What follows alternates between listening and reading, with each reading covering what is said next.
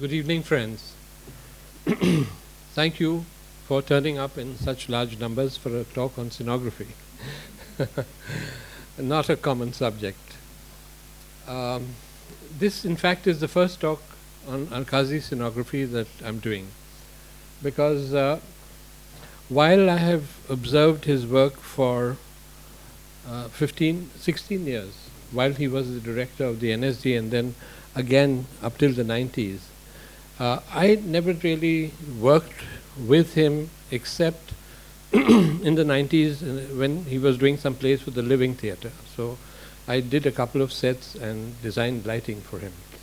But otherwise, he was moving in a completely different trajectory, and I was observing and really watching what he was doing, whereas I was working in, Amal and I were working in a totally different style. But every experience I had of watching Alkazi rehearse, which I did a lot of from 1963 onwards, was a learning experience. So as you can imagine, it is a great privilege for me to address you today in a talk about scenography of E. Alkazi. Very little has been spoken about his scenography for various reasons. The most important reason is that there has been no tradition of stage design in Indian theatre, unlike the 2,000-year-old tradition in Europe. What thus follows as a result is the fact that training in set design in India was almost non-existent, and also because the cost involved in making sets. This has often been cited as a deterrent for many, but is more a notion than an actual reason. Because if one is familiar with the language of stage design, a lot can be achieved with hardly any costs. To begin with, when discussing Alkazi's theatre, it is extremely important to understand two things. Firstly, his vision of the theatre as an integration of all the arts. And secondly, his very passionate, committed, and uncompromising attitude. Without either, it would not have been possible for him to achieve the heights which he reached in his theatre career.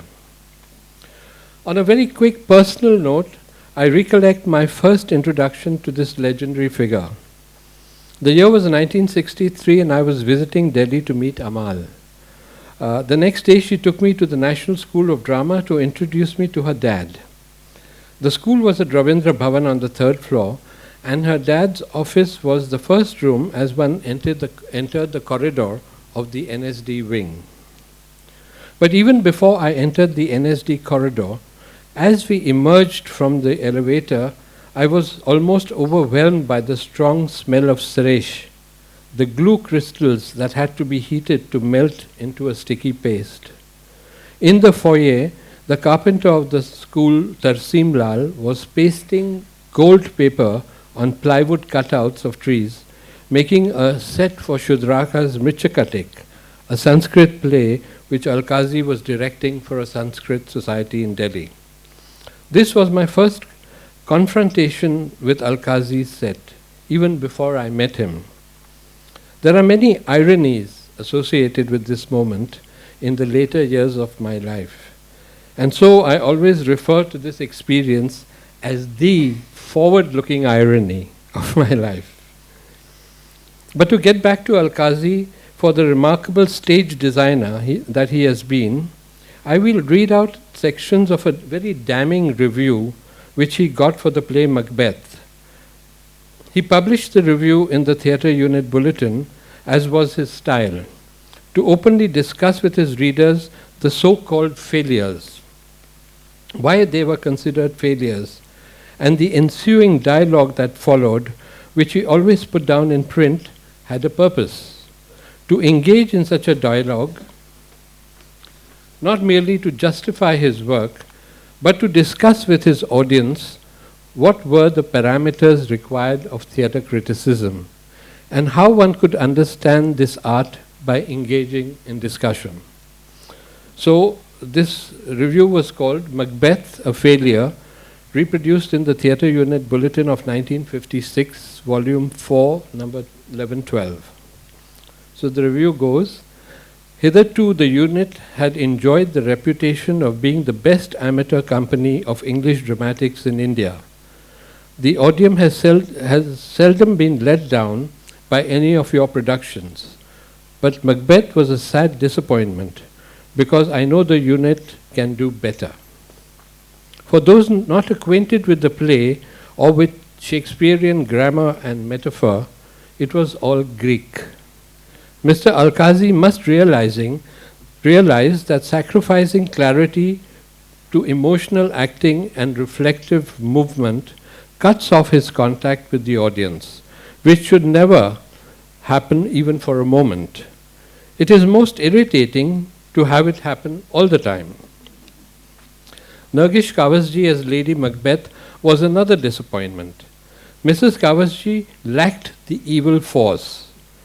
Moreover, her dress was out of keeping with the character and the atmosphere of the play.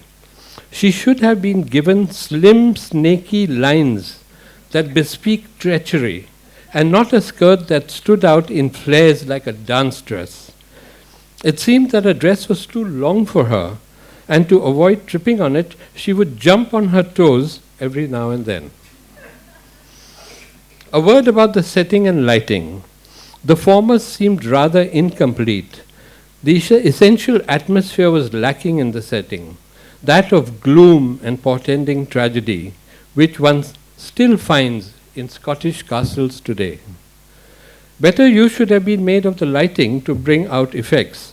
It was noticeably unflattering in the witches scene and the sleepwalking scene. There were too many awkward shadows playing on the back wall. This defect could have been turned to advantage for further effects. End of quote. This was written by F.J. Jungalwala. Alkazi replies, "No one is more painfully aware than I am of the failure of Macbeth. It is bitter to have to swallow the humiliation of defeat, but I am not ashamed of it. I am ashamed, to my mind, of the dishonorable successes of such of my past productions as The Father and Oedipus Rex, which have won public acclaim. In Macbeth, if Macbeth failed, I have some consolation in the fact that it was an honest failure. This may sound incredible to you, but for the type of work which I am interested in doing in theatre, this distinction is important to me. I have to be careful in judging the judgment of the public, and even for such obvious, sincere friends of the unit as you. Ultimately, I have to allow myself to be guided only by my own conscience.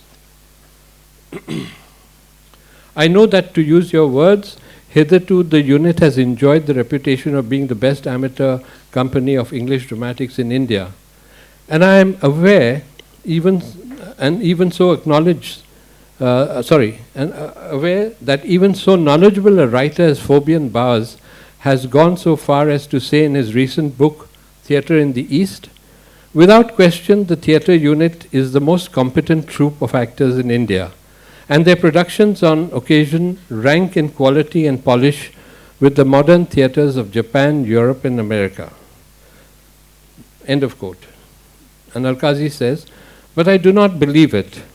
I believe that the unit enjoys a false reputation, and the sooner you or we realize this, the better. It is possible to praise enduring work on flattering illusions. The public is interested in success. I am concerned with experience. Ironically enough, successes, though they may fill up the coffers, provide very little by way of experience. Theatre is being put to uses which have no respect for it, as a provocative and stimulating art. As an art, the theatre has its own ethics, its own aesthetics, and its own means of enriching our material and spiritual existence. The greatest service to render to an art is to allow it to be true to itself, not to violate it. And herein lies the function and responsibility of the critic. This response to Jungalwala sums up Alkazi's vision of the theatre in a very succinct manner. It is an obtuse response which reflects the attitude of a determined young man who will not compromise and give in to convention and to the realm of the known. A man seeking to extend the boundaries of his own vision and capabilities, and one who passionately endeavors to impart new ideas to the audience and is not content with outward success only. It is during this period that Alkazi did a series of art exhibitions at the Jahangir Art Gallery called This is Modern Art, an effort to impart new ideas to the public, who also constituted his theatre audience.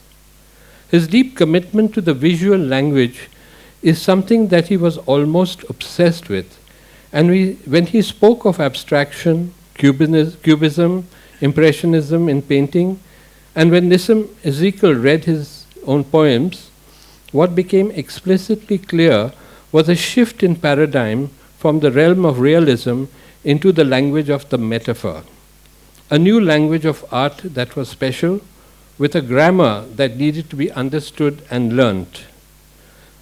This language of design was extremely complex because it was not just a question of the visual, but had to deconstruct itself into reinventing a different set of rules by which the integration of the performer with the spatial elements of design could create new and dynamic meanings on the stage. Gone was the era of realistic representation, which could fit so comfortably into accepting its role as a background, and a companion to stage action. Gone were the days of cliches and emotional rantings, drawing audiences into a morass of sentiment. And to this end, his involvement with the ideas of the Swiss scenographer, architect, theorist, and stage practitioner Adolphe Appia, as well as the British actor-designer Edward Gordon Craig, at the turn of the 20th century, revolutionizing theatre concepts and discarding 2,000 years of Western theatre practice, became the inspiration for Alkazi in forging a new kind of theatre. Alkazi openly and transparently exposed his inner thoughts to his audiences through his simple yet cutting-edge publication, the Theatre Unit Bulletin, founded in 1953. He writes a piece, The Problems of Scenic Design, in the November 1956 issue, where he discusses the ideas of Adolphe Appia. I quote, For the actor to acquire the requisite perfection of movement, Appia turned to the eurythmics of Dalcroze as a possible form of training. He emphasized the need for an awareness and an understanding of rhythm on part of the actor, and this he felt the system of Dalcroze imparted. Furthermore, there is nothing more meretricious than the decorative appeal of a setting which is in the nature of a window display. It may draw applause from a gullible audience, but it will eventually have to be judged by its service to the actors and the play. It is crucial to elaborate the essence of Appia's theory of the mise-en-scene, as it is truly prophetic, the manner in which scenography developed throughout the 20th century, revolutionizing the meaning and understanding of the theatre arts. Appia evolved his scenography through his designs for Wagner's operas, in which he discusses the concepts of time and space through the progression of music and movement. To paraphrase, whereas time develops through a progression of musical interludes, space develops through a progression of movement. Scenography must provide for both. Appia writes about his relationship in his book, Die Musik und die Inszenierung, where Appia envisages a dynamic relationship between space of the stage, the performer, and lighting. A shifting relationship which he terms as plastic, one that can change from moment to moment, evolving into new forms and shapes during the progression of the play, and thereby evoking emotional responses. I would like to show you some slides representing the concepts of Appia's scenography evolving at the turn of the 20th century. What these images, which are to follow, highlight is the sense of the horizontal for movement and the sense of the height through which the scale of the performer is challenged in relationship to the set, and by selective lighting, new interactions begin to emerge between the set and the actor.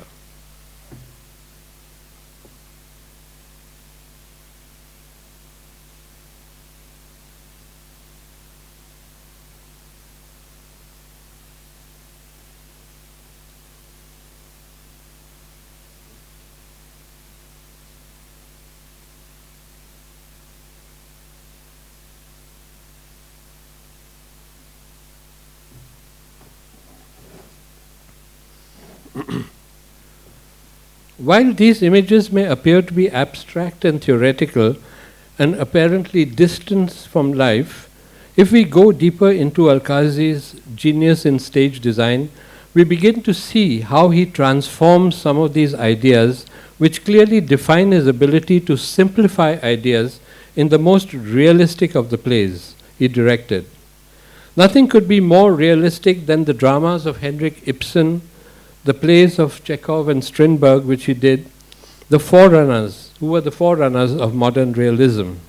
So let us turn our attention to how Alkazi came to terms with realism, interpreting the essence of the ideologies of visionaries like Appia and other thinkers of the early 20th century.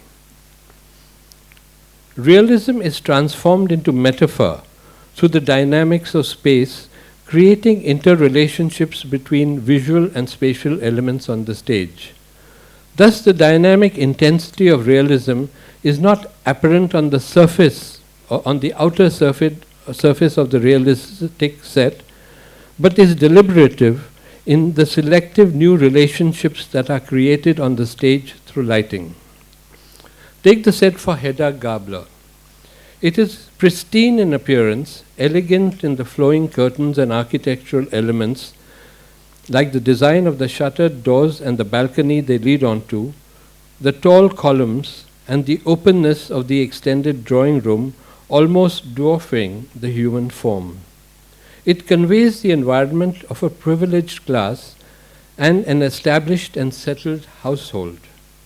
The sense of poise inherent in the set belies the turmoil that is growing inside Hedda, constantly on edge and on the verge of tearing through this delicate facade, exposing the falseness of her life, which is constrained by the conventions of what society expects from the class of people she lives in. As the play develops, this frustration grows. The isolation she experiences in the vastness of her house, her loneliness being further intensified by the patchy lighting showing fragmented parts of the drawing room, in contrast to when it is brightly lit and full of people. Highlighted is a melancholic yearning in her expression that is in disharmony with the scenography, which reflects the world she lives in. Alkazi uses theatrical devices in these moments to punctuate the isolation she feels, that which distances her from the reality which surrounds her into introversion and isolation. Alkazi works hard at building up a scenario bit by bit, never directly or immediately, much like a painter who constructs different parts of his canvas through flowing rhythms and contrast, only in the end creating the composite whole. It is almost as though Hedda is building up a great force within her in each moment of the play, which eventually bursts, leading her to suicide as a culmination of uncontrollable intensity.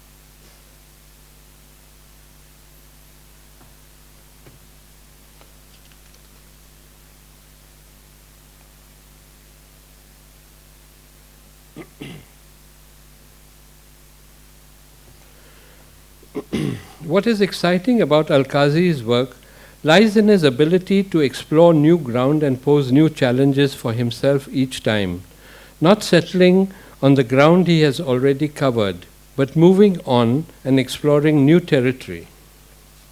When he built the magnificent Meghdut Theatre on the terrace above the flat in which he lived, on the 5th floor of Vithal Court on Kambala Hill, his excitement knew no bounds. This exploration of the new performance space was for Alkazi a discovery of form that would create unprecedented surprises and results, for he was convinced that space always added a new dimension to performance by providing a different structure. Alkazi had a knack for selecting the most essential elements while creating a scenography. He directed the Greek play Medea, which normally would have been staged in a vast auditorium or open-air space, in the tiny space of the terrace theatre. He created a spiked doorway in what represented the entrance to a typical Scenic building in a Greek amphitheatre. Spiking the door to give a sense of the tragic and texturing the walls of the Scenic background with heavy plaster of Paris, he established the ruggedness and solidness of the structure. The steps leading from the slightly raised Scenic to the ground level gave him the scope for movement and composition, and the rest is created by the use of simple set props like stools and boxes, and with hand props and costume props. Introducing what symbolized the Greek chorus with only 4 actresses dressed in black, he began to construct the elements of what constituted the basic ingredients of Greek tragedy in all its darkness. Accomplished in choreography, Alkazi used aspects of group composition, choral singing, and chanting to foretell the future in order to give weight to the play and raise it to great heights to accommodate the voice of gods.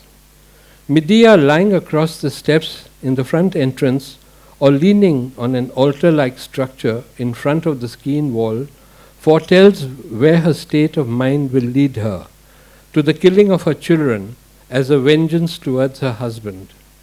Alkazi thus builds up in a step-by-step manner the progression of the action into the climax of the play. He recounts an experience. Imagine my astonishment when at 7 o'clock in the morning, while my wife Roshan and I were having breakfast, the show was the previous night.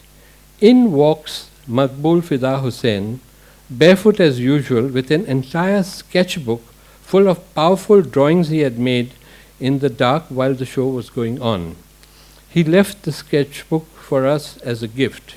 He had a cup of tea and quickly walked out.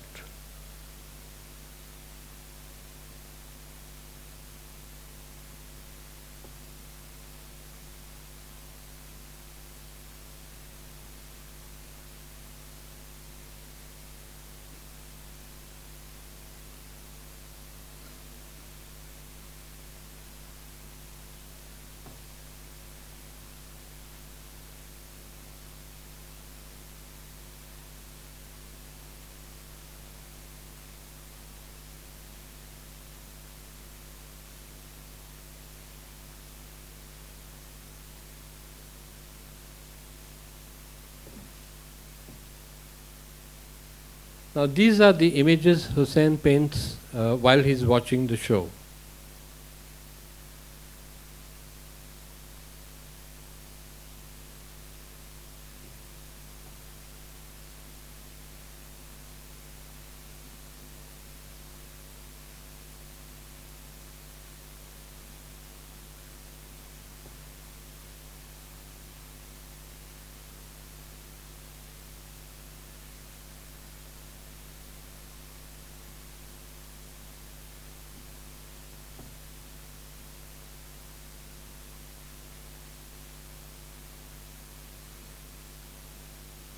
So it is interesting to see an action on the stage.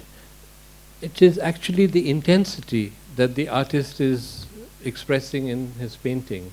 So the connection between that kind of stylized realism and what is happening in the canvas are connected but totally different. I would like to discuss one more set of Alkazi's production in Bombay before moving to a completely new chapter in his life in Delhi at the National School of Drama. The set for Anui's Eurydice. This set for Eurydice is stylistically different from the ones described earlier. It is much more formalistic. Hedda Gabler is in the genre of the realistic, while Medea is stylized in its realism. Both sets are what we refer to as unit sets, meaning a single set. The set for Eurydice is fragmented into 3 different parts, each quite different in location and style, and which are revealed sequentially during the play. Eurydice is based on a Greek play by the French writer Jean Anouilh, written in 1941. The story is set in 1930s amongst a group of traveling performers. It combines skepticism about romance in general and the intensity of the relationship between Orpheus and Eurydice with otherworldly mysticisms. Eurydice is the daughter of a leading actress in a second-rate acting troupe. The troupe is waiting in a train station. Orpheus is a violinist at the station restaurant. Eurydice and Orpheus meet and fall in love instantly. Eurydice rejects the advances of a young man named Matthew, who is her lover and a fellow member of the troupe. Orpheus is repulsed.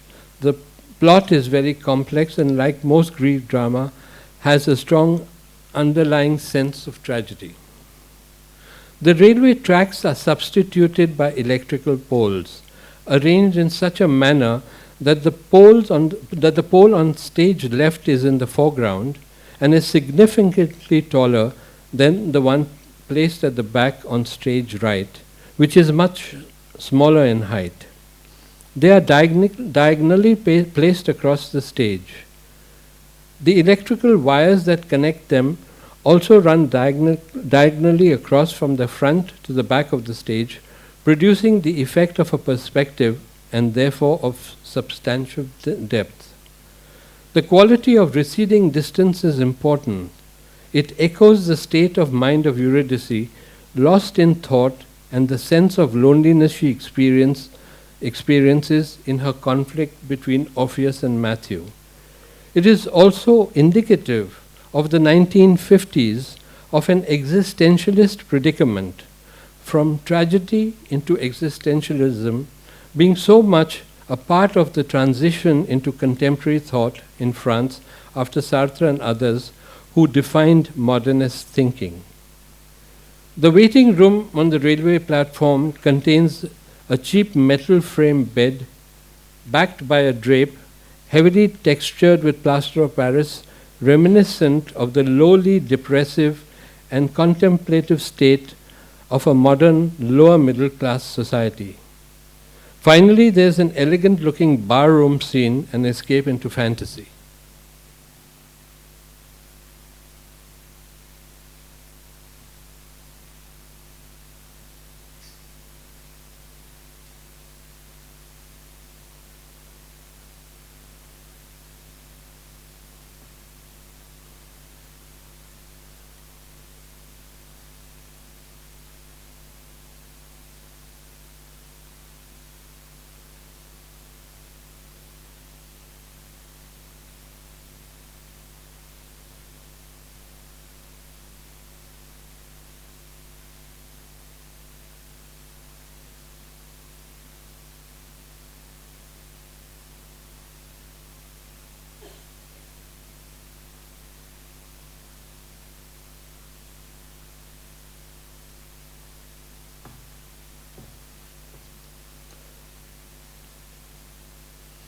Now I'm going to show you a few other slides which I will not discuss, but just to give you an idea.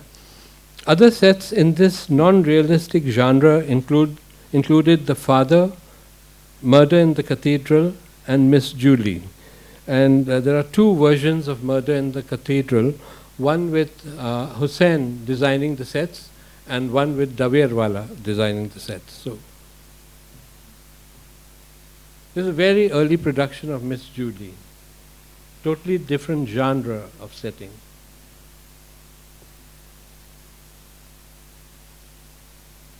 This is the father. The mobile is a mobile of Calder's, which he had put on the stage. This is the one with Hussein's paintings of the set.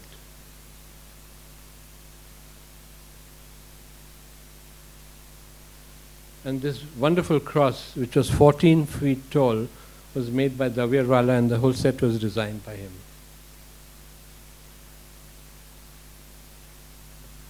These were, one might say, the formative years and the testing ground for Alkazi's ideas, both as a theatre director and a person dedicated to providing serious and intensive training in the theatre.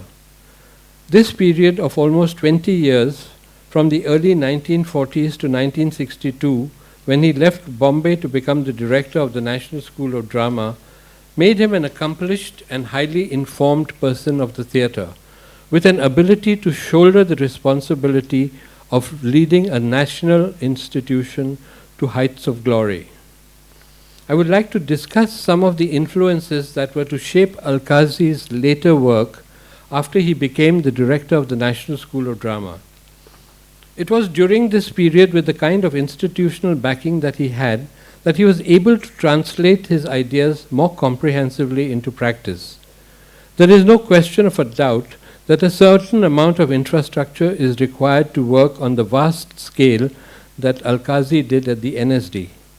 At the same time, the lack of facilities did not deter him from exploring new ideas and concepts of scenography in a simplified form, as we have seen in his earlier work in Bombay. Moving to Delhi from Bombay was a radical change for Alkazi, culturally and linguistically, transitioning into working almost entirely in Hindi from the predominantly English environment in which he had been working, although the theatre unit had already started producing plays in Hindi in Bombay in the later stages of the theatre unit School of Drama. Alkazi encountered other difficulties in Delhi as well, being considered an outsider or foreigner in the midst of the so-called predominantly Hindiwala culture. This had a strong bearing on Alkazi's work at the NSD, as it made him even more determined, taking great pains to come to terms with the broader Indian theatre scene. He writes about his first experience at the NSD when he joined the school in 1962. I was a man coming from Bombay, with people merely assuming that because this chap comes from Bombay, he has no understanding really of the Hindi language. I had to prove myself, and therefore I took on these challenges. I deliberately took on a play like Ashar Ka Ek Din to demonstrate to people, I want to show you what I can do with my understanding, with what my understanding is, not merely of the Hindi language, but also of theatre. And we had no theatre. We were in a shabby, tawdry, little one-storied building in Kailash Colony in South Delhi, which had been rented from a local contractor. This was the National School of Drama. This was the National School of Drama. This is where the National School of Drama was situated, was located, and in this place we had to create theatre. There was no theatre to speak of, and therefore I used the backyard. And I used my students in order to clean up the backyard, in order to set up a setting, a rural setting such as they were used to, because a greater part of them came from villages. They came from small little towns. This is precisely the kind of thing they did in their own homes, because their own homes were little more than huts. And therefore the use of cow dung to plaster the floor, the thatching of a hut, and the setting up of this kind of rural household was not difficult at all. It was germane to the life of the people who participated in it. Therefore, the very act of using brooms, of sinking your hands into cow dung, scrubbing floors, etc., etc., that whole thing seeped you into that whole thing seeped into you as a character. You identified willy-nilly, whether you liked it or not, in the common quality of life. These common chores seeped into you and made you act naturally and behave naturally within these surroundings. And that is what this play, its reality, its vitality, its genuineness, its directness and simplicity, and at the same time its authenticity is. We observe this in this production, the ease with which he was able to transition into working with texts of modern Indian playwrights. He was leaving behind the European scene, which had conditioned his work for over 2 decades. With his skill and mastery of dramatic action, he projected the plays of Indian playwrights with lyricism and poetry, with exquisite lighting, in a sonography that, like an umbilical cord, weaved the rural environment seamlessly with the action of the play. A designer's selection of the elements that he places on the stage lays the foundation for the action he will create on a set, and the manner in which he will interpret a text. The hut, the angan, the kitchen with its thatched roof and chula, set on different though subtle levels at varying angles, generates a flow of action and composition between the actors. This facilitates choreography that creates new rhythms and which epitomize the embodiment of rural life. Silences and pauses open up new spaces for sound emerging from nature, like the sound of crickets and frogs, or the distant hoot of an owl, punctuating the rural environment in which these people live, in the manner in which they are inseparable from its ethos. And instead of showing a swooning Malika enraptured with Kalidas's dream world, we see here a vulnerable young woman going about her simple but necessary household chores like cooking while listening to Kalidas's poetry of love and nature. Thus her fascination for his poetry is as though it is an integral part of her daily actions of her life. The smoke rising from the fire in the evening light of dusk gradually floats away, like the fleeting moment that is created between the characters, only to pass into the next. Alkazi imbues these characters with the rural and pastoral quality of a village scenario in the slow and deliberate progression of movements in time. He is very adept at making an audience savor every moment on the stage. This is the kind of interpretation of the text. This kind of interpretation of the text took the Delhi audiences by surprise, not just in the complexity of production, but it also brought home an understanding of the mastery and potential of a playwright like Mohan Rakesh, a man far ahead of his times. It was the first time that audiences in Delhi had experienced Alkazi's style of working as early as 1962.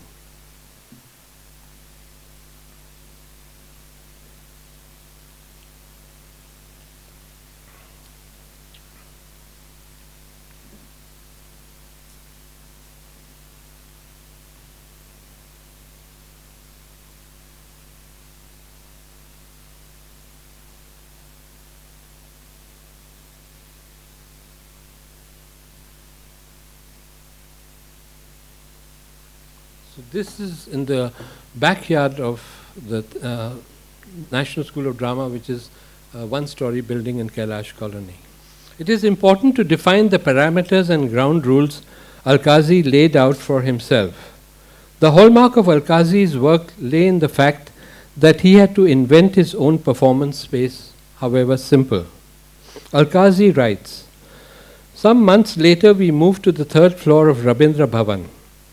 I found that 2 rooms could be converted into one theatre space.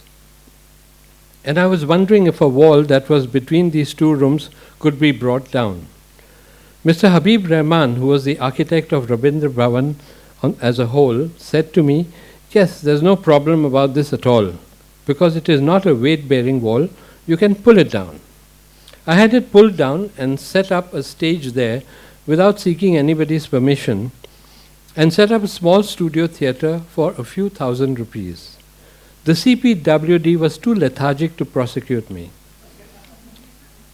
Every single item of furniture, from the dressing tables to the auditorium chairs, was designed and constructed by us in our workshop, and after 16 years of continuous use is as good as new.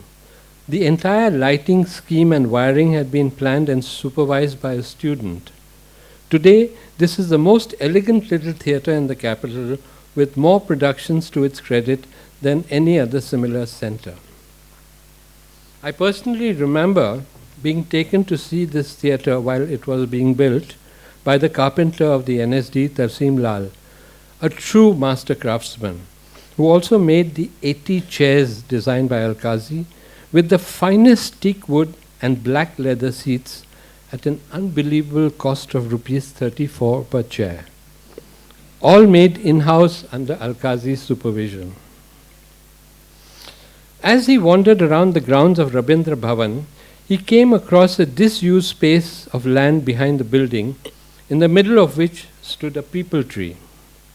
Alkazi muses, while the three academies in their leap year meetings over coffee and cashew nuts disputed over the land adjoining Rabindra Bhavan, we had the space cleared with the help of our students, engaged 2 masons on daily wages, and built the exquisite open-air theatre called Meghdut at a cost of something like 12,000 rupees, an amount that must have been recovered at least 10 times over through box office receipts within a year.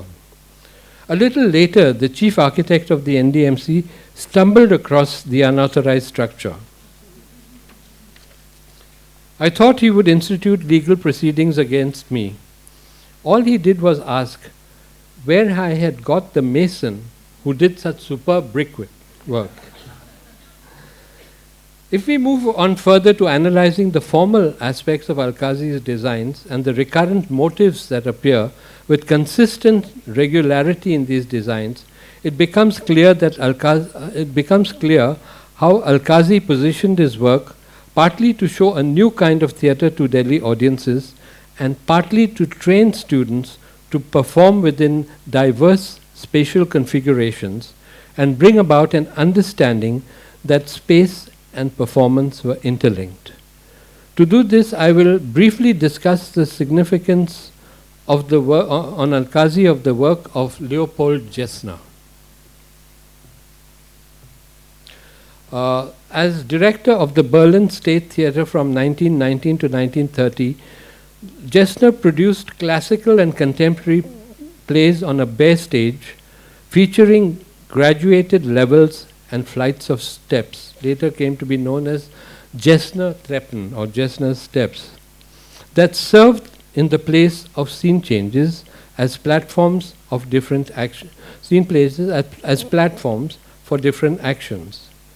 Many of Gessner's productions also employed his theory that rhythm could be used symbolically to underscore the dramatic action.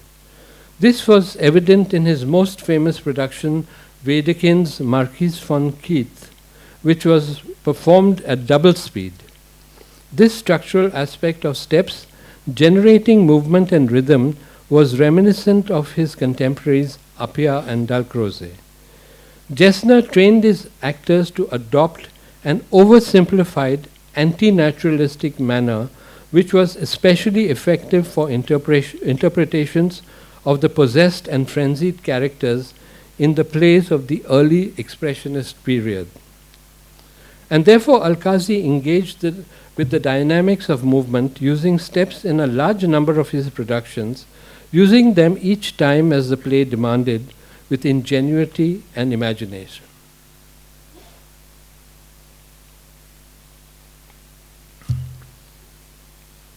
These are some of Gessner's drawings, but also the productions of other people who were influenced by Gessner in Europe and America, like Norman Bell Geddes, Robert Edmund Jones, etc.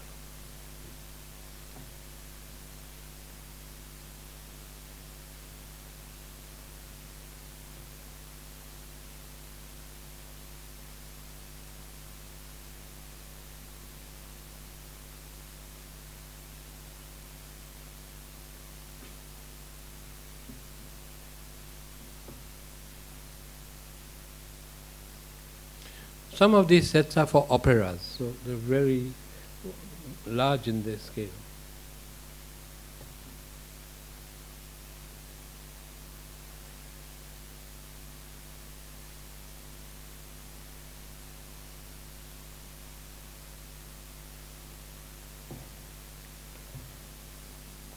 With a spatial heritage of this nature, it comes as no surprise that Alkazi would create scenography in which the use of steps and levels to create movement and composition to enhance a moment in a play or reveal the relationship between individual actors would become a recurrent theme for many years to follow.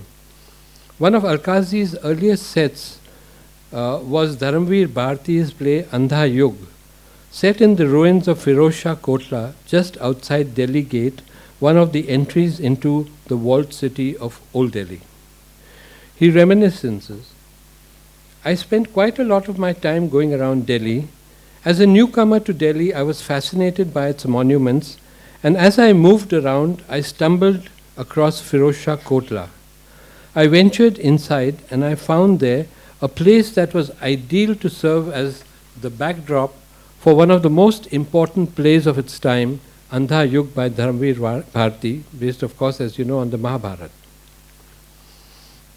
Here against these enormous battlements, all that I had to do was to set up a broken wheel, a sort of a dharma chakra, which had come undone, and juxtapose against it these desolate characters, half dead, half reduced to nothingness as a result of the Great War.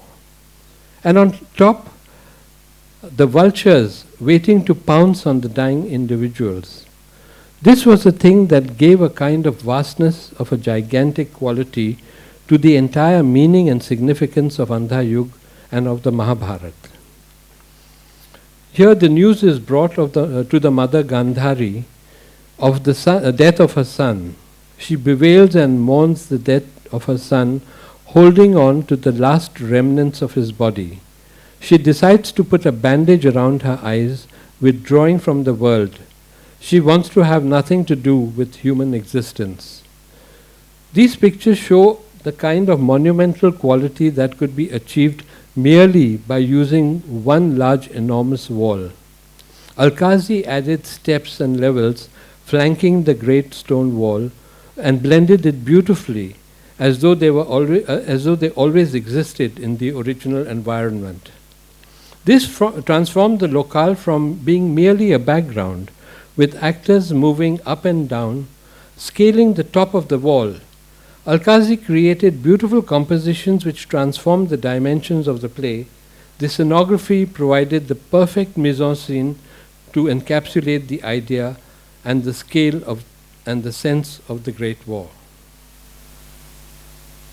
These are cut out of vultures, actually, which he placed on top of the wall, and the flag which has been torn and destroyed.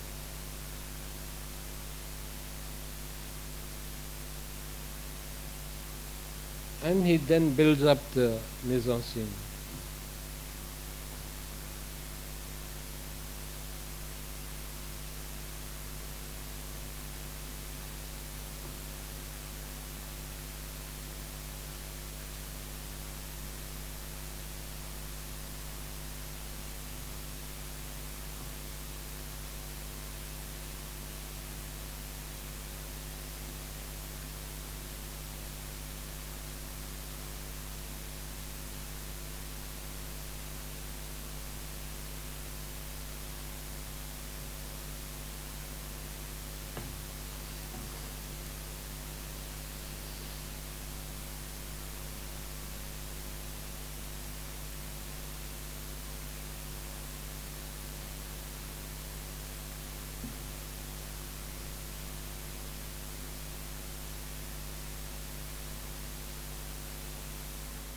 The same play Andha Yug was repeated at the Purana Killa 10 years later.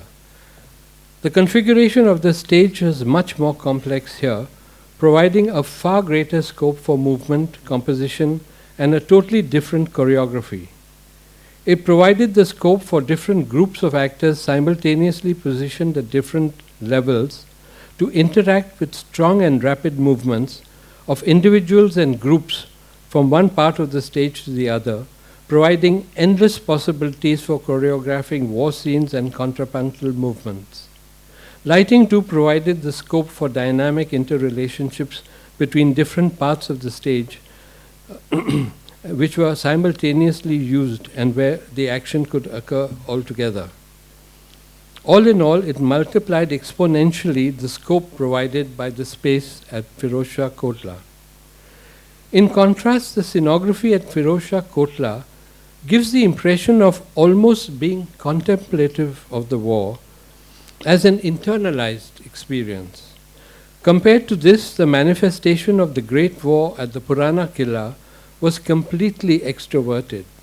It is interesting that differences in scale and design can alter almost everything, and coupled with the formalistic and expansive style of the costumes, the actors' delivery of the text, and the use of sound effects, music, and lighting, one can see the inseparable interrelationships between space and performance. While I would like to show images of Sultan Razia and Tughlaq also, which I will, at the same time I cannot go into detailed descriptions in this manner, even though there was considerable differences in the placement of the scenes and in the rendering of the tempo of the text, etc. But let's take a look at this.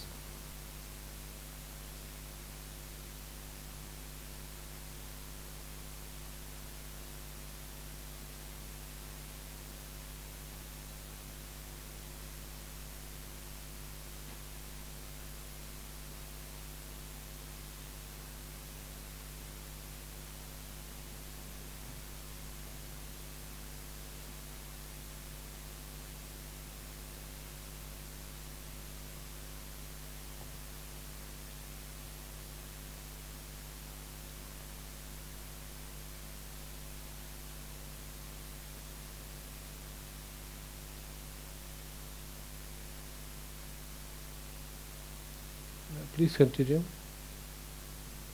This is Sultan Razia, also at the Purana Killa. Tughlaq. The next few slides are of Tughlaq.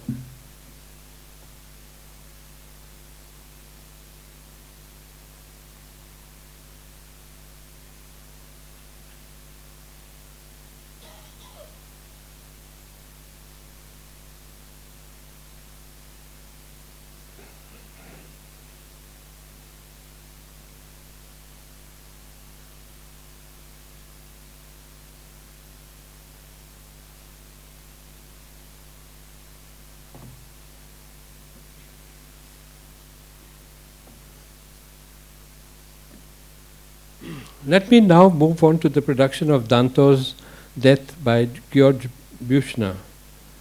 While the play was directed by Alkazi, the set for it was designed by a British set designer, Brian Curra. When a director of a play designs his own sets, there is no conflict of ideas. But when the set designer and director are different, there is a lot of work to be done between them to be on the same page. Looking at the set for Danton, it appears quite clear that the set is divided into two segments, one which represents the Revolutionary Guard and the other section of the set in which we see the proletariat reacting and responding to the revolutionaries. The use of steps in a very formalistic manner for seating, as in a parliament, is linked to the ground level of the stage, whereas the crowd scenes are on large high platforms in the shape of an L. This arrangement gives the set a sense of width as well as depth, and while separating the revolutionaries from the crowds, balances the composition between them. By overlapping the ground stage and extending it into the area occupied by the crowds above, the separation between them is minimalized, so that the relationship between the crowds and the soldiers becomes integrated, while remaining in distinct spaces. When the crowds are not in the scene, the different parts of the set are used with multiple performing areas and can be used separately for individual smaller scenes, giving each scene a concentrated focus and intimacy.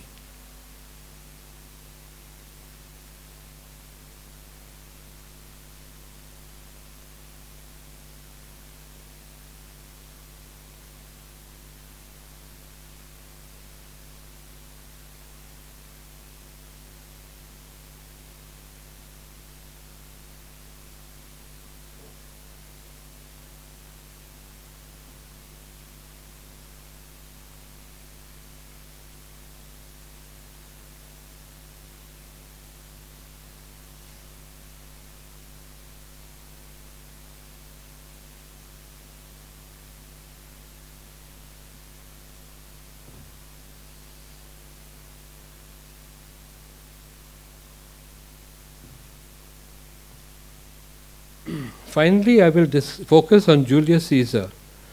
The set consists of steps occupying the entire width of the 50-foot-long stage, building up to a height of almost 8 feet. On either side of the steps are integrated levels of different heights, and on top of the steps is a row of columns 10 to 12 feet high. The most obvious feeling of the image created is the sense of scale, a suggestion of the Roman period using columns and capitals, and the scope for intensified movement.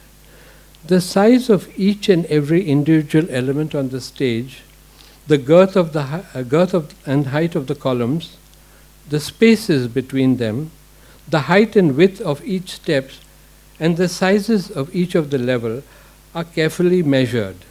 There is a harmony between each of these dimensions, so that the relative proportions are balanced and do not appear incongruous. They provide for an integrated and smooth action by uniting different areas in a composite whole. There are no limits to the possibilities of creative choreography, and punctuated by complex and precise lighting, the flow of action assumes exciting heights of dynamic plasticity.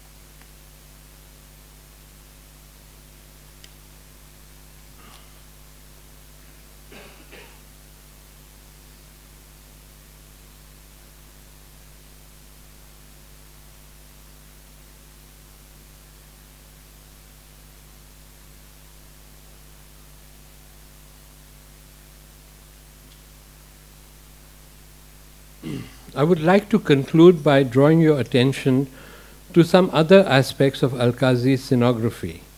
I refer here to certain images that recur on his set. And one of the most prominent of these images is the cartwheel. The wheel is used not just as a symbol representing a rural ambience, but primarily represents the wheel of life, the recurrent continuity of the cycle of life, the continuum of time and space, and the repetitions of the rhythm of life. In the Mahabharata, the broken wheels become symbolic of fate and an ethos that foretells the preordained inevitability of great tragedy. Such is the power of scenographic symbolism. In Ashar Ka Ek Din, it represents the cycle and rhythm of nature and seasons, of the cycle from dawn to dusk and night, or the simple action of life repeating itself every day. Alkazi very carefully and knowingly connects the meaning of the play with these symbols that he uses. But what is important, that in doing so he does not bring symbols down to the level of similes and literalness. That would destroy the larger meaning of the symbol and reduce the intrinsic potentials of what symbols can resonate. In Yerma too, The wheel represents the inevitability of the cyclic rhythms of life and death, and the passionate desire for procreation which remains unfulfilled, ending in her taking her husband's life. Alkazi uses the image of the wheel as a symbol of cyclicity and rhythmic continuity in natural phenomena, as fate and misfortune, as tragedy and irony. I would like to end with a final comment.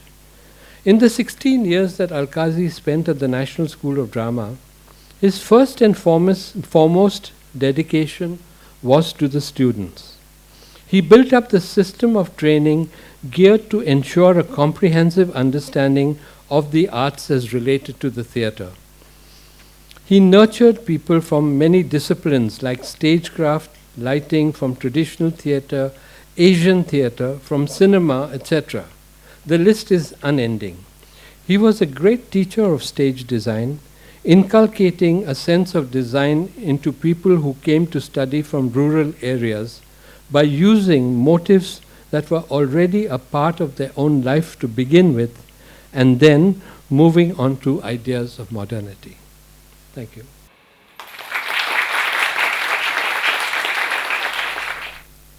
Thank you for that wonderful sort of sense of the scope of his work and what he was doing. I'm looking at it much more from a contemporary point of view as to what is happening with design practice and the role of design as an integral part of creating and building performance. And if we're looking at a new culture of theatre makers where maybe those roles aren't so delineated, where you had the director and the designer and the light designer and the sound designer and the stage manager, you've got these small troupes and small companies coming together, usually under one visionary person who's doing the work, or but we're also seeing collective people coming up with creativity in a collective way. Where and how does one even begin to reincorporate almost the beauty of having a specific scenographer or a specific lighting designer with the depth of that kind of input into a creative process?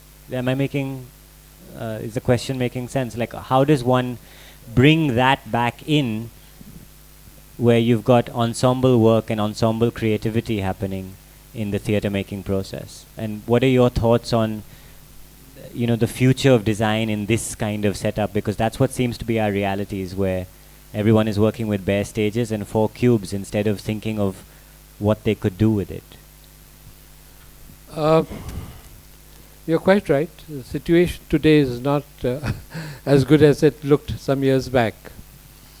But when you see the work which Alkazi did in Bombay, it was more or less a one-man show. He did not have separate designers. He did everything. He designed the sets, he designed the lighting, he rehearsed, he choreographed, and his wife Roshan did the costumes. But he selected the music and he did everything, as has been so since independence in this country. You see, the problem today is not to do with set design. It is to do with economics. It is to do, you see, people like us did not mind not earning money. We were supported by our families to do, and we spent very little money, but did very large work. But we were supported by our families, and we went to my parents' house every day for breakfast, lunch. No, breakfast we had at home. But lunch and dinner we went and had with my parents. And then in the evenings we'd go to the Wellington Club and my parents would pay the bill. So, no, it is to do with economics. Also to do with theatre spaces. When I look at what's happening in Bombay with so much commercial theatre, how much time do you get on a stage? To put up scenography, to put up lighting of consequence, you must have enough time to work and to put things together. Now, Alkazi never had the money to do that, so he went to college halls. He put up a theatre in his own building on his head. And he worked in many schools, Hill Grange High School, etc. So it is really the definitiveness of purpose. And also they lived a very frugal, simple life. Nobody had money. So I think it's not to do with the lack of ideas. I think it's to do with the circumstance that young people are in today, where they feel compelled to be independent, because a lot of other things, their lifestyle goes with that independence. So I think it's not about the lack of ideas, it's not about a lack of understanding, but it's circumstantial to the lifestyle today. But then I just want to follow up with that. Everything you're saying does make sense completely, but somewhere, if you're still, even with those circumstances, everyone is creating and making within a particular set of given circumstances. He did it at the Meghdut Terrace, and he also did it at the National School of Drama when it was at the back of Kailash Colony. And what you still saw was ideas in execution somewhere. And economics aside, all of that aside, I think the question what are your thoughts on where can still the idea of, even if I'm going to put one piece of cloth on stage, the fact that I've thought about it, the fact that I've thought about its metaphor, its how it acts as a metaphor for the inner sense of the characters or the play, etc. I feel like that thinking is currently lacking in a lot of the work we see, and having creators sort of fall back on the circumstances and the economic argument rather than, well, you're making something, you're creating something. So what are your thoughts on how do we bring that kind of thinking back into even the simplest of performative acts, the simplest of presentations? Well, there is a history to this, in the sense that Alkazi read voraciously, studied voraciously, understood the history of theatre, went deep into it, and drew from it. I mean, he drew from everything he read and studied. And he taught this to his students, how to create something out of the knowledge that you are acquiring. I really don't know how much time people have to read, to study, to, academics in theatre is, sorely lacking in quality. So I think it is the vision of a person that comes out to do what you are talking about. It has to be a person who defines for himself how he wants to work in the theatre. It's not ready-made. There's no system.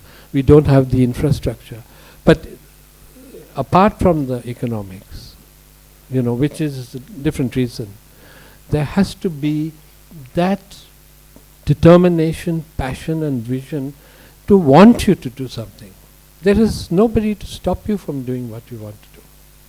Does technology come in the way, or too much of everything, whether it's film projection, other special effects? It was all coming from the mind earlier on, the vision. He taught, people worked with artists. They were all together, poets, artists. There weren't any boundaries. Do you feel everything in a way too easy? You can see it in films. The ones which spend a lot of money just fall that much harder. What would you say to that? I think technology is inevitable because it's part of our reality today. You cannot ignore that technology. It is exciting, it interests you, it opens your mind up, because it's a different stimulus. So technology is part of our life, and it's going to come into the theatre and into the work of people. Now, how they use this is what is important, not the fact that should it be used. I think it's inevitable. But it is really the question of how one uses this technology in creating the composite whole of the kind of production that one is doing, not as an attractive element, not as a gimmick, but as an integral part of the vision. So I think that's inevitable. I think the word you use, vision, because with a lot of things happening, vision gets distracted, but I'm not Yeah. I mean, it's very seductive.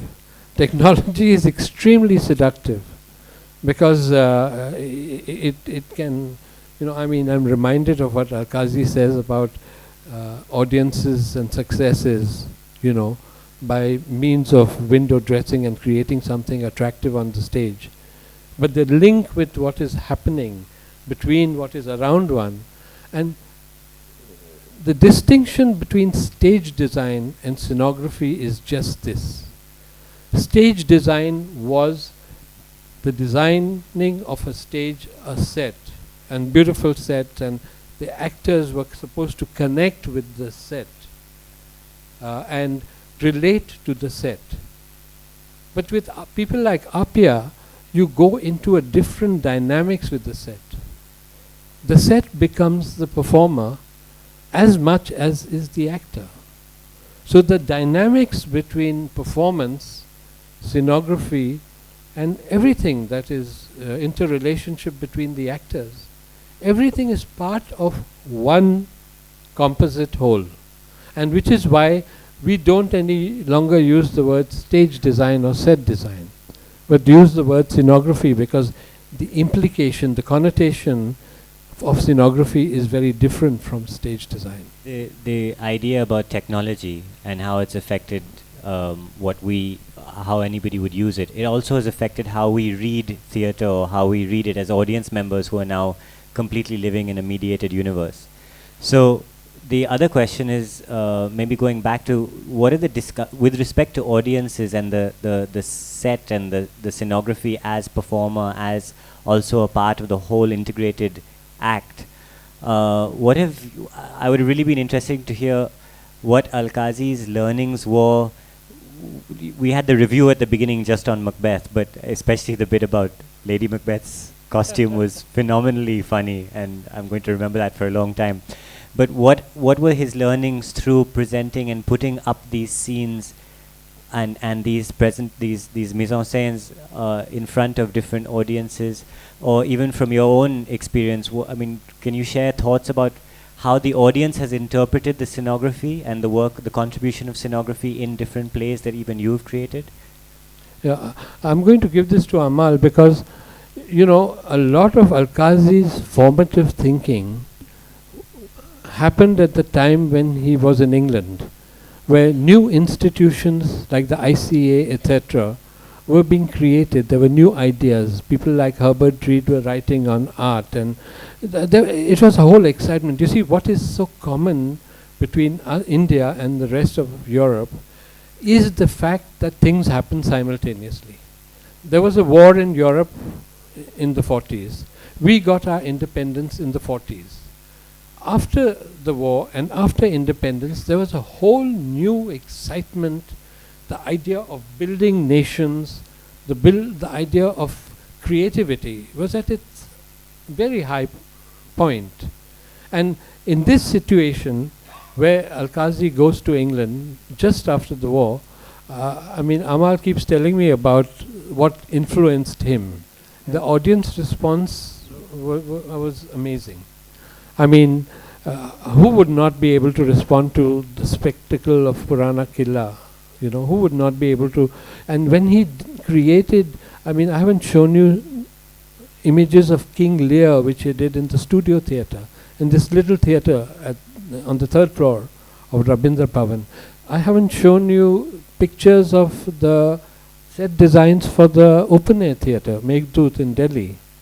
Now, because he was such a master of putting all the elements, and this was the main thrust of his work, he looked at theatre as a composite integration of all the arts, and he did so very much in practice. And therefore, all this was quite new for audiences. Audiences were they were besotted with this kind of theatre he was doing. And we've had, you can. I think that the audiences in Delhi were totally taken up with the fact that you could combine all these elements together first to begin with. And it was so meticulously done. Nothing was shabby. everything was rehearsed to the T. Lighting was rehearsed to the T. We would be rehearsing till late into the night, 1,000 times one cue. When the light comes on, when it goes up, when does the actor start to speak, when will the music be down, when will the music be up. I mean, it was orchestrated. Literally, he was orchestrating all the elements of the production like a music composer. And he often sat in the rehearsals with his eyes shut, so that it would not be only a visual experience that he was trying to communicate, but an oral experience. The rhythm of the dialogue, together with the music, together with the sound effects, all these things he would listen to separately. And he would say that, you know, if a blind person came to my place, they should also go back with an experience. And at the same time, otherwise he would try to blank this all out, and as if a deaf person, you know, what would a deaf person do? And how would the visual then be able to communicate powerfully on its own? So he had this, and he was a person like, you know, we read about Satyajit Ray. You know, he was sketching, he was listening to music. The whole day, in the morning, he got up in the morning at 5 o'clock and he would start listening to all the music for his plays. That's how we grew up as children. We listened to all this music, you know, and he'd be selecting it, and he was very careful because he would do it himself. He would take the pieces and he would put them on to the tape recorder and he would splice them on. And if anybody who was going to do the music for the play, you know, he sat right near them. And in those days we didn't have digital. So it was fading on, which was manual, fading up and fading down. And when the actor is talking, the music is below him. It's all very difficult to manipulate. Nowadays it's not. In the next cue, we were looking at the numbers in those spools. You know, the numbers came. So at 002, the music started and then it would fade out. You were geared to this, and Alkazi would be peering over your shoulder to see whether you were accurate, because he's trying to teach you how to do it accurately. So there was a certain meticulousness about it, and this came through to the audience. So when you say you meld all the elements together, it is the composition of those elements and how is the light at that particular moment. So it's not that it's a low light or a high light. There are 20 shades of lighting. So I mean, what are you trying to achieve at that moment? So it was blending all these elements together that gave his productions that kind of powerful impact, because they were visually very exciting. As Nissar said, they were poetic. They were very poetic in their expression. There were very quiet moments. There were thunderous moments. There would be, you know, he knew choreography. I think that you cannot use a set with thousands of steps unless you can choreograph on that. First of all, for actors to run down steps is very difficult, and long costumes, in any costumes, fall on steps, you know, use steps, fight on steps. There were fight scenes on steps. So, you know, but he is imagining this whole thing because the steps gave him all these levels to be working with and compose on. So all these things, when you talk to people and they said, we saw Purana Killa and we saw these plays and we saw this, and they cannot forget them because they were strong visual experiences, and they were very, very powerful, emotive, strong moments in the play, where all the action would come to a halt, and there would be a dead silence, and you know, the whole thing would come together and you'd get kind of goosebumps, because you know, it was very emotional at that particular juncture. So it was that, not that he thought that, you know, okay, theatre is painting and theatre is sculpture and theatre is whatever. He actually, it was like painting the stage. He was a painter of stages. You know, he painted the stage literally, and he carved it out. So, and as Nissar said, it is a question of his own passion, and it's a question of his own commitment to not only to his own creativity. I think it is very difficult for people to be creative, but to share everything that they know. Every single thing he knew was shared to an audience of children who were coming from villages. He never felt for even 1 second that those people who were coming, he had to talk down to them, and he had to explain to them, and ye to gaon se aaye hain. Never. He thought that they held in them a greater, much greater life experience than he had. And he said, I have to learn from them. So, this is a person who is a particular person who had a particular aim and a particular commitment to teach. He was a teacher. Basically, besides being a great director and all that, he was basically an educator. And that was his passion, to teach and to communicate it. And that is why we see such a large number of his students who have come up, who have made a mark, who are all the next generation who have succeeded him, who are all there. And, some of them work in films more and some of them work in the theatre more, but it doesn't matter. So it's a very particular person, but I think that what is most important about trying to do this exhibition and is to communicate that this kind of work is possible still. So when a young person like you asks the question, it is extremely relevant, but it is to make those small spaces for ourselves, and they don't have to be large. When Nissar says he did Ashar Ka Ek Din, he did not mention that it is for an audience of 80. Everybody, it's a tiny little courtyard at the back of the thing. It was 80 people. 80 people sat around and watched the play. It was never for thousands of people. He didn't believe in that. The studio theatre, which he broke the wall between 2 rooms, was for 80 persons. This terrace theatre, Meghdut, was for 80 persons. Everything that he did was small. It was never gigantic. And even when you sat in the Purana Killa, he could have made seating for hundreds of people, but he didn't. It was about 250, 300 people were watching the play per night. So he much preferred to do many more shows and allow the actors to get much more experience and exposure on the stage by doing more shows than, to play to hundreds and thousands of 5,000 people, 2,000 people, etc. He didn't believe in that kind of thing.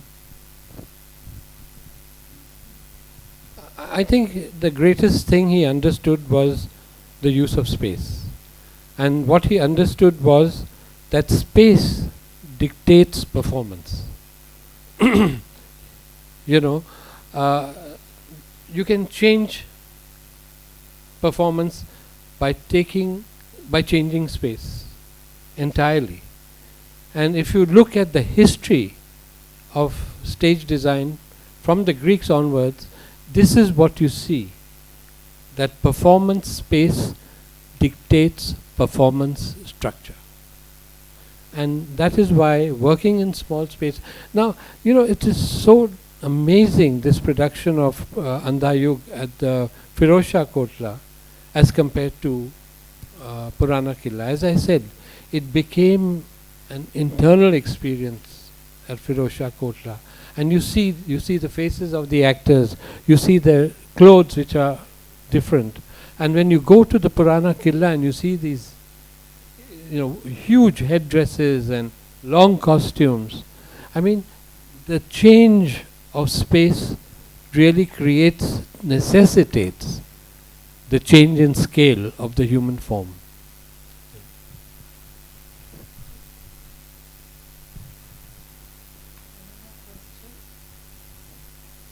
Thank you so much for coming and being so patient. Scenography is not an easy subject to discuss.